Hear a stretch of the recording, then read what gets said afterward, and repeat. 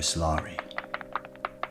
After we went into the line on the western side of the island, the regiment stayed in continuously from the 10th or 11th day until the 35th day. The casualties were very high. The land looked like a section of the moon. It is impossible to describe the ruggedness of the cliffs and land on the northern half of the island. From about the middle of the island to the northern end on the west side, the cliffs ran diagonally across the front of our lines. There was a cliff about every 40 or 50 yards. They averaged about 100 feet in height and were made of hard, sulphurous clay, a dirty yellow in color.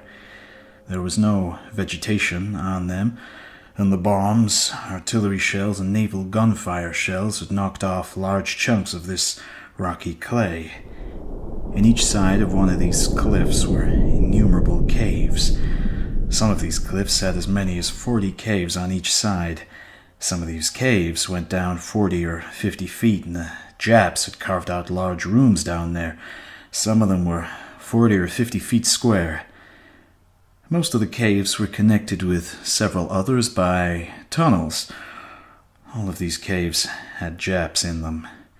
It was impossible to get them out with artillery or mortar fire. The only way our men could advance was for fire teams to fire continuously into the mouth of the next cave, while flamethrower men worked their way through to burn them out. This was followed by demolitions teams who made their way to the cave with TNT charges and blew up the cave mouths, sealing off the Japs in them. Most of the time, the caves were situated so the Japs could cover each other.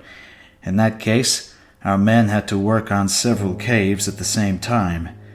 Then the Japs would run through the tunnels and out into the caves on the other side of the cliffs. When our men reached the high ground of the cliff ridge, they had to fire on caves on the opposite cliffs, while the men worked their way down the reverse slope of the cliff they were on to get to the Japs below them. There was no other way to accomplish this. I did not go up to the front lines any more than I had to. It was frightful there.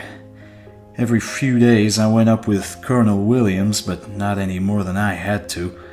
Bullets came from every direction up there, through crevices in the rocks, and the Japs were constantly lobbing mortar shells and knee mortars over from behind the next line of cliffs. I used to go up into the battalion supply distributing points every day. They were 200 to 400 yards back. Once in a while, I would go up to the company command posts with the battalion supply personnel. These CPs were from 30 yards to 100 yards behind the front lines. Every time I went up there, I got sick at the stomach. We'll write more next letter. Love, Red.